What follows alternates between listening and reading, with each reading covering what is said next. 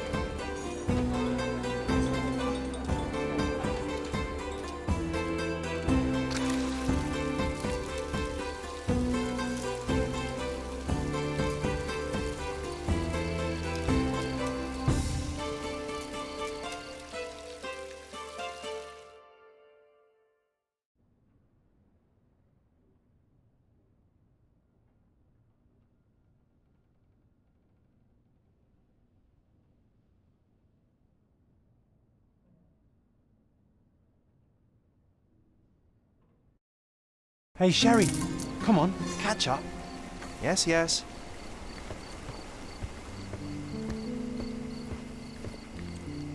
Sherlock, don't get lost in this huge garden. Follow the sound of my voice.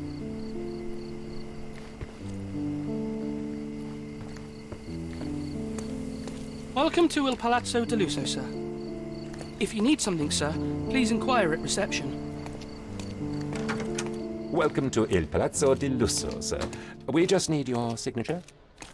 Would you kindly sign these papers, sir? There you are. Ah, Mr. Holmes.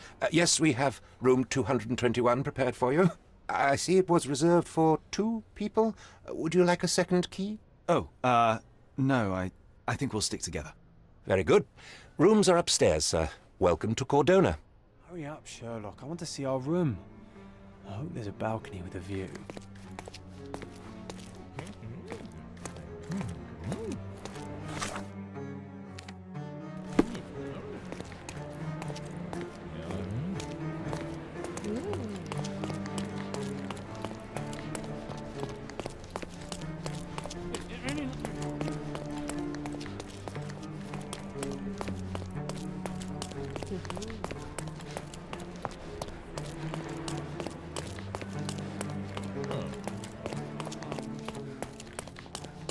Your room is upstairs, sir. Number 221. Hurry up, Sherlock. I want to see our room. I hope there's a balcony with a view.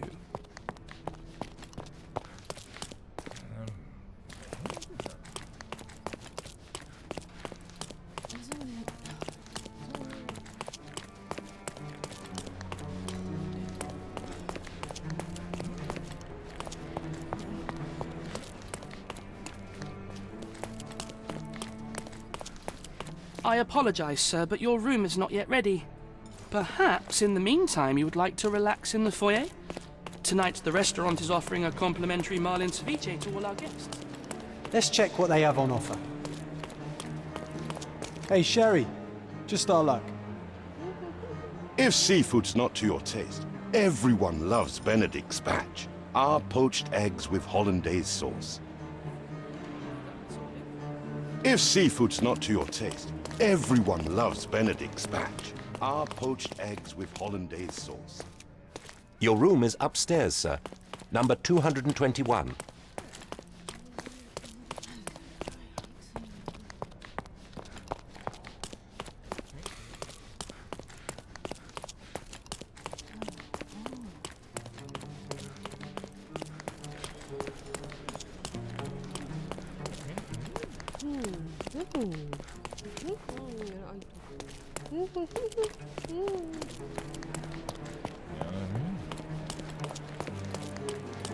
Hey, Sherry.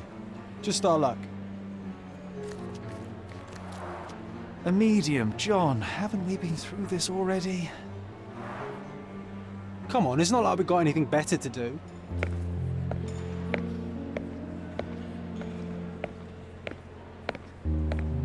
Excuse me, sir, but I believe Mr. Galich is conducting a seance at the moment.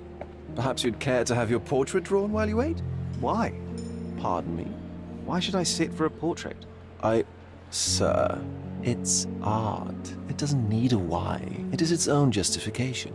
All things require justification, be they objects, systems, or beliefs. How about art as the lens through which we see the truth of the world? That's backward. Truth is not subjective and not complicated. It's just the truth. It either is or it isn't. You do not need a lens to see it, just an open mind. Ha! That seems rather close-minded. Truth, like beauty, is in the eye of the beholder. So tell me, what do you see? Mediocrity.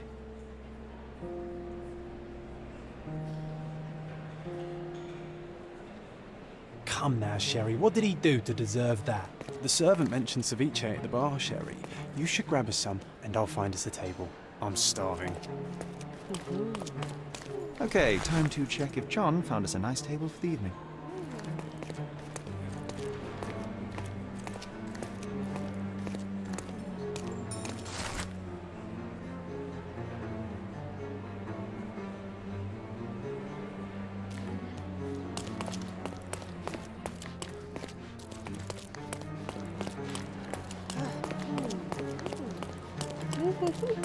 Sherry, I'm over here with my new Ursine. Cordona's even quieter than I remembered. It's going to be a long evening. Ah, come now, Sherry. What say we amuse ourselves with a little game? What were you thinking? Oh, promise me it isn't nonsense. After being cooped up on that boat, I am itching for activity. No. As you can see, someone left a cane on our table. I simply thought you could identify its owner. Ah, so it is nonsense. It'll take me a minute, John, at most. Well then, you can deliver it to him as well. Deliver it to him? Then what are the staff here for? Aesthetics? Stubborn, Sherry, too stubborn. You wanted something to do. Slapping oneself in the face is also something to do. That doesn't make it worthwhile.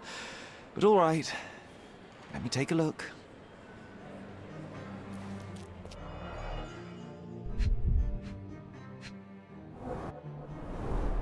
A crest depicting a bulb of garlic in a meadow. Perhaps the Fielding family or Meadows. Or Craven, from the Old English name meaning garlic place. The hand grip is a head of a golden Javanese statue, probably stolen from a temple. The dents suggest it has been used as a bludgeon. The cane is made of ebony, it's worn uncared for, and bears the scars of numerous hits. This cane is an expensive and ostentatious weapon. Its owner must be vain, volatile, and of noble English blood. Take it with you, Sherry. Let's return it to its owner. All right, I hope you noted down your observations in your casebook. But how are you going to find this nobleman? The cane itself is not enough. I may have to ask other guests if they saw who was here.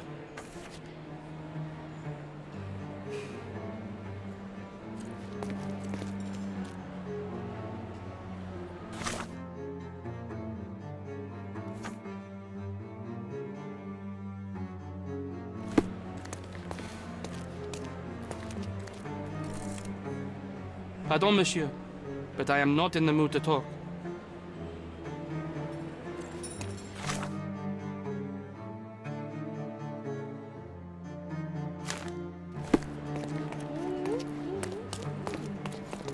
Are you able to help me?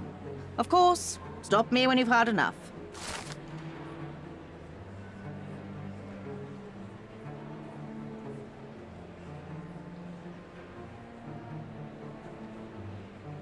Well, even with your keen senses, Sherry, I doubt you'll find the cane's owner on your first try. And would you be confident enough to bet on it, my friend?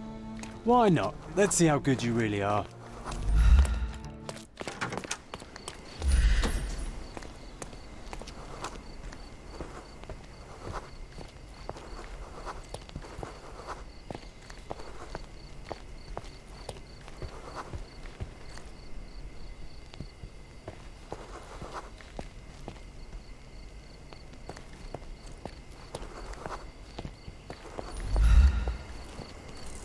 Are you able to help me? My dear fellow, you're talking to the right man.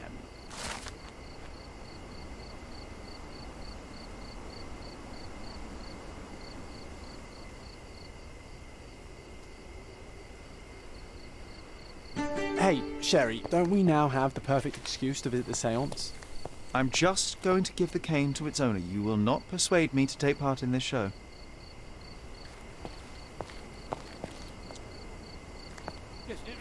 Help me, please. Oh, I'm sorry, but that's beyond my knowledge.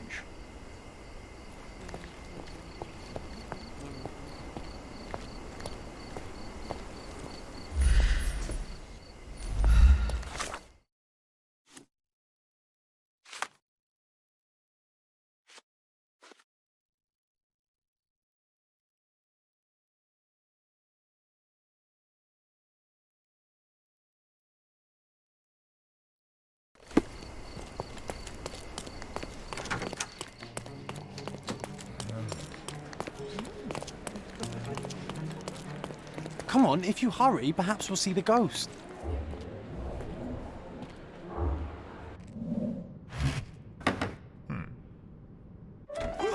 This hotel, this island, it's full of thieves. First my cane, now the diamond. Take your hands off me! Do you even know who I am?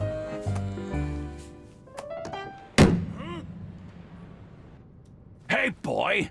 That's my cane! I get that a lot. It's a very common design. What? No, that's a custom-made.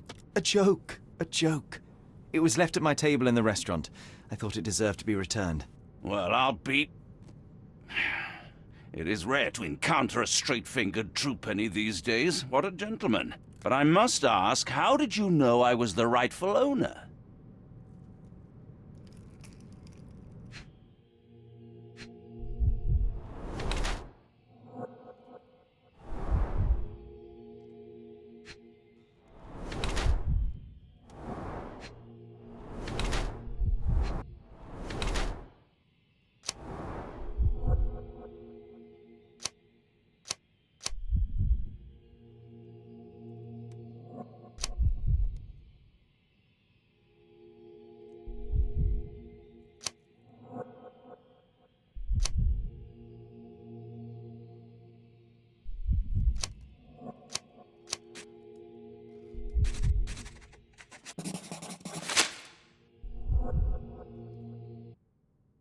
Simple deduction. Your cane told me everything. I was after a British noble who takes boxing lessons but suffers from some liver issues. And if one were to go further, one may even be able to extrapolate your name from your heraldic symbol, Lord Craven. Well, you're half correct. I am indeed Lord Andrew Craven. Your other guesses were wrong. But you still have the edge over that blasted medium. Well, you found my cane. Perhaps you can locate my diamond, too. Yes, you should do it. It will be child's play for you, Mr. Holmes. And if a child can do it, then I'm sure the local police can suffice. The police? Why bother? I know this harlequin stole it. The only question is, where is it hidden? Fine. Give me my stick and I'll resolve the matter myself. This thief almost confessed after a single punch. I suspect a beating may result in answers of questionable veracity. Fine. I shall spare you and he the trouble if you first answer me this. How does a priceless diamond become the subject of a seance? It is an unusual accoutrement. Emma wished to speak with its former owners. My grandfather told us it belonged to a Rajah, an Indian king. So you were summoning long-dead Indian royalty, and, pray tell, you were expecting him to converse in English? To be frank, Mr. Holmes, I don't believe in ghosts. But Emma was fascinated by the idea of meeting a real king, even a dead one. Well, a crown is a crown. Can you describe the stone itself? A yellow diamond, not less than 100 carats, and perfectly egg-shaped. There is not another like it. You insist the medium robbed you during the seance. But what occurred exactly? Ah! It was a dirty trick. We were sitting here in the dark, chanting and holding hands, as expected. Then something began to appear from the medium, like a cloud or a bubble. The swindler called it ectoplasm. Ah, yes. Common in the spiritualist trade, and quite the spectacle. Indeed, perhaps too much. My beloved Emma screamed in horror, and I stood to defend her, attacking that cursed ghost. How brave. But my hand hit nothing. The medium jumped away from me, and Emma fainted. I lit the candle, and the diamond was gone. Stay here, and don't touch anything. I'm going to investigate further. Don't fret, I'll be keeping a close eye on this thief.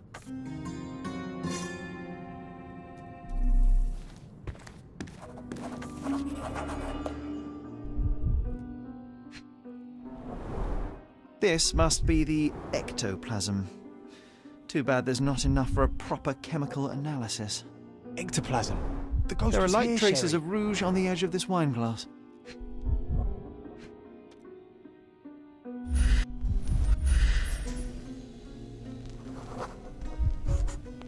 The diamond was placed on the table so that all participants could reach it.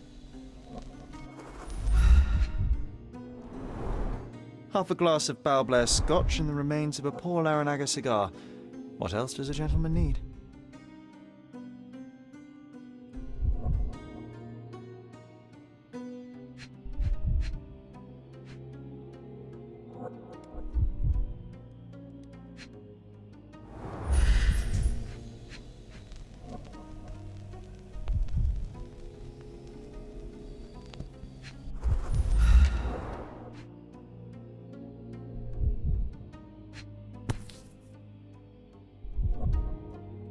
This brooch is old and cheap, but the moth design has its charms.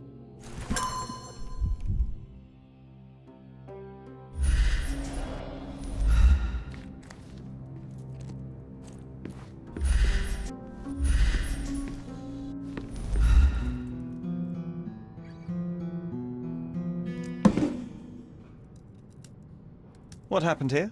I don't know. The ghost. I summoned it as usual, but then it all went wrong. The lady screamed and pointed at Lord Craven. And there was a shadow. Such a mystical force. It terrified the lady. And it must have taken the diamond. Who else could have? Do you feel the presence of any supernatural entities at the moment? Are you joking, sir? My nose is broken, this maniac wants to kill me, and you're asking about the spirits? I suppose this can wait. I will investigate, and the culprit will be identified. But the stubborn brute Lord Craven blames me right now. As if I could do something like that. Perhaps you can reason with him? Please? Seems like you're ready to delve into your mind palace, Sherry. I'm sure you'll make some good deductions.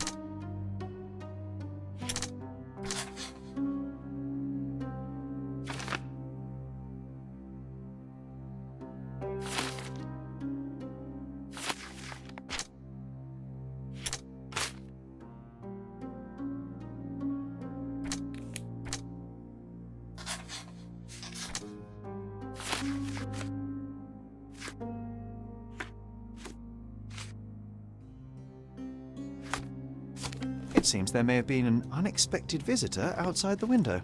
Ah, I hope it was the ghost of the Raja. Thank you for helping us resolve the situation, sir.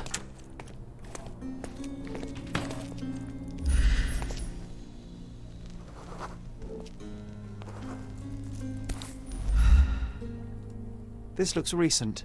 A shoe with a broken heel will surely leave scratches. All right, John. Do you think a ghost could leave this footprint? I'm reserving judgment. Use your keen eye to follow the trail.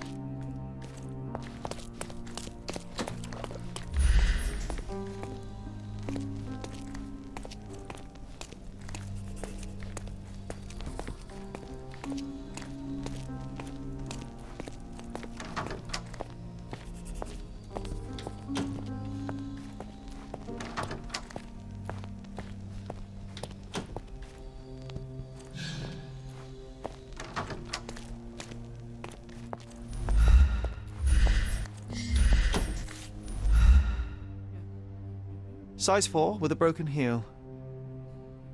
Size 4 with a broken heel. Rose de Moore. All the maids in the hotel wear this exact shoe. So, definitely not the ghost of a Raja? Unless... No, what a shame. Our witness was a nosy maid.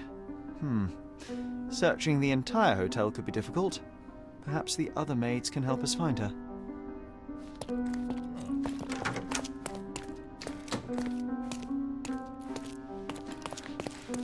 Excuse me, just one question. You look like an honorable man. I have some information for you.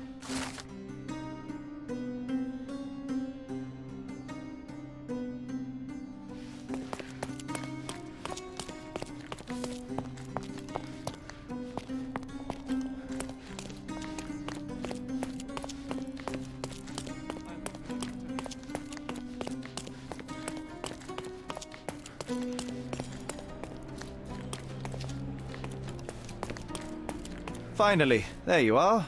One would think a maid would be easy to find in this place. I'm sorry, sir. Do you need more towels? No.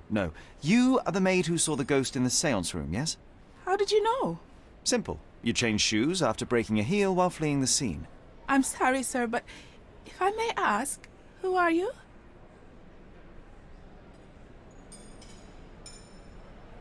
A precious diamond was stolen during the seance. Lord Craven entrusted me with its recovery. I'm sorry, sir, but we are forbidden to discuss the private matters of our guests. Are you also forbidden from peeking into private rooms, Miss? Saletta. Lucia Saletta, sir. Tell me, Miss Saletta, what would your manager say if he knew you were spying on guests? Oh, please, sir, don't tell him. I have a family. I need this work. I won't, but only if you answer my questions truthfully. And don't play coy. I can tell. Describe what happened during the seance. A lady and two gentlemen were sitting at a table, touching their hands to something. The medium started to whisper and chant, and a ghost appeared. A ghost? You're confident? It was unearthly, sir. It grew from the medium's chest. A glowing cloud or a bubble. I pressed closer against the window to see better. And the lady saw you? How did you... Yes! She screamed and pointed, so I hurried to escape, and I broke my heel. But I did see the ghost. A sickly, evil thing. And that's all you can tell me? Did you see any of what happened next? The medium, Mr. Galici, he was doing something with the ghost. He grabbed at it like he was trying to catch it. And then I ran. I suppose I should be grateful you endured these horrors for such a long time. All right, I have your account memorized. Good day. You scared the poor girl, Sherry. Did she really deserve that? We all got what we wanted. She talked. I stay silent. Oh, let's get back to the crime scene. I always love seeing you explain simple things to simpletons.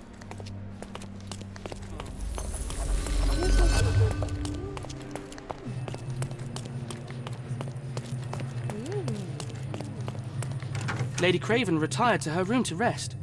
Lord Craven remained here until the staff reported that the medium was locked in his room.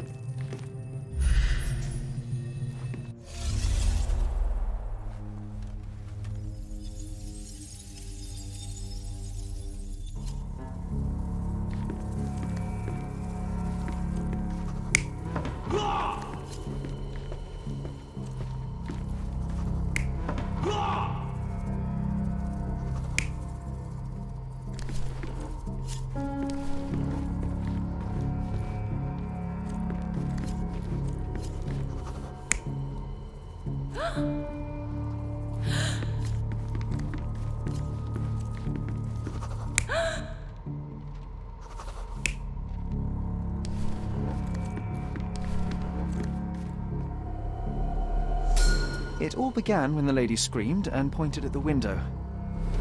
Lord Craven jumped up, ready to face anything, ghost or human. The medium shrank back in dismay. He was not expecting such a reaction and had to quickly hide the ghost. The lady was the only one left touching the diamond, at least until she fainted. Amazing. It's like you saw it with your own eyes, sir. Oh, I forgot that you were here. I guess I should discuss all of this with Lady Craven. The Cravens are upstairs in room 226. It is one of our finest suites. If the lady was touching a diamond, then she would have felt the ghost take it. What do you think it felt like, Sherry? A jellyfish?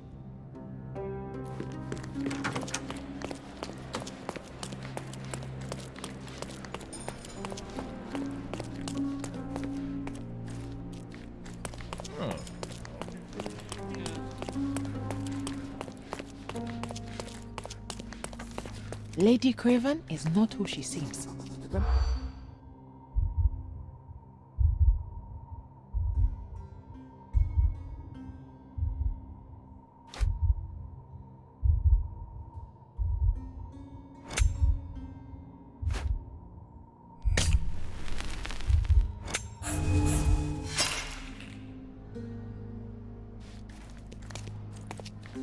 May I ask you something? I would never refuse a nobleman, but I know nothing, sir.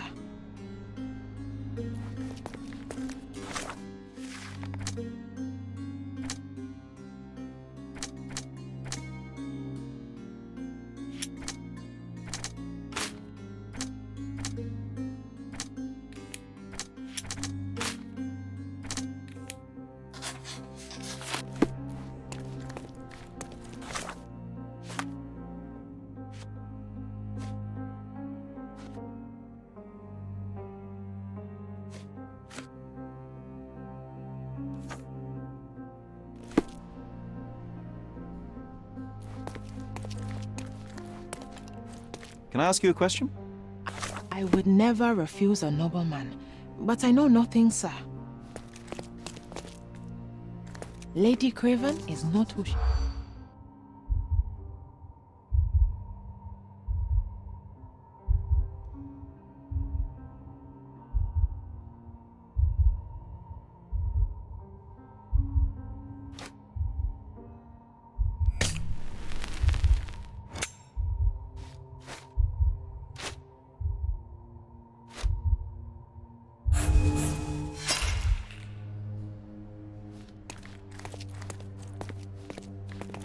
Lady Craven?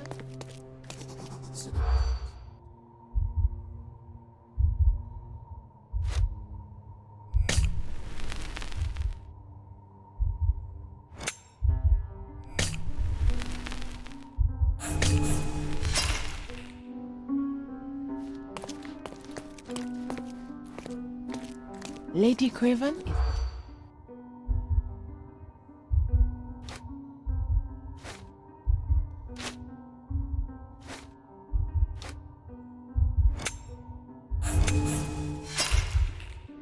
Did you catch that, Sherry? I didn't. Better listen more closely. Lady Craven is not who she seems. Remember her behavior in the hall?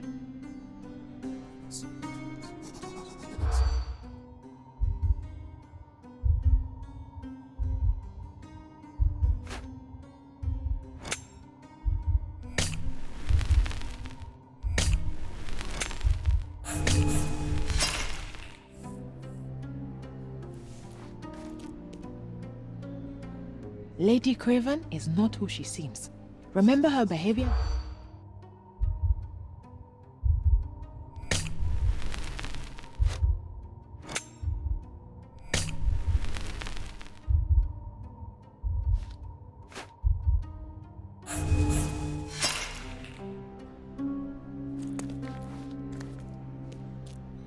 Lady Craven?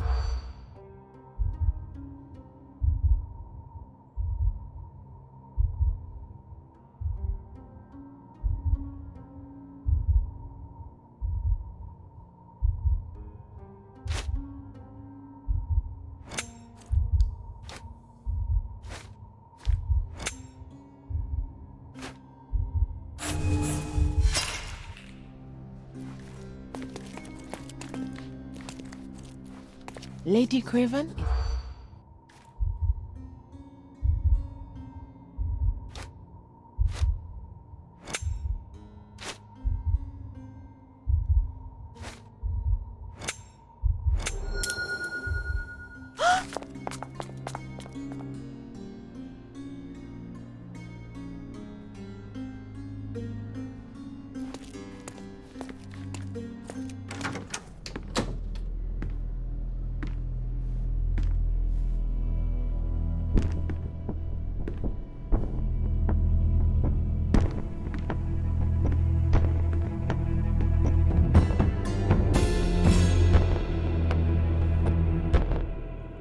You're here, at last. I didn't do that. I swear, I found her this way.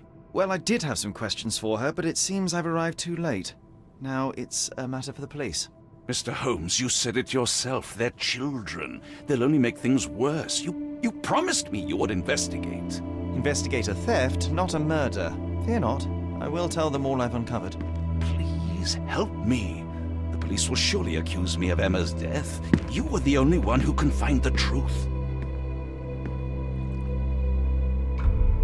Fine, but only because it's slightly more interesting than the walls of my room.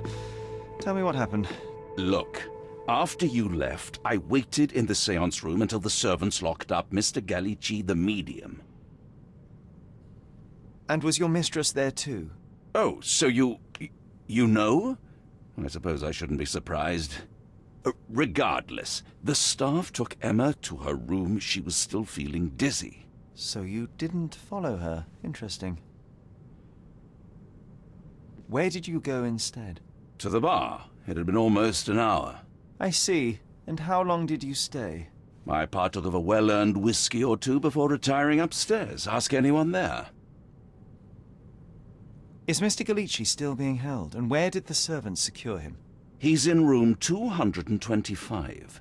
But that pigeon-livered man at the reception desk refused to give me the key. Well, I will have to visit reception myself then. Perhaps he will listen to reason. Now we arrive at the tragedy at hand. So what transpired after your detour to the bar? I headed up to my room to find Emma on the bed. I didn't pay her much attention at first. I was still preoccupied with that damned medium. But when I realized she was silent, I drew closer and discovered she was dead. What's more, the diamond lay right there beside her. Oh, well, that is splendid news. Splendid? The return of the diamond will be cold comfort if I live out my days in a jail cell. You must help me. Let me see what I can find.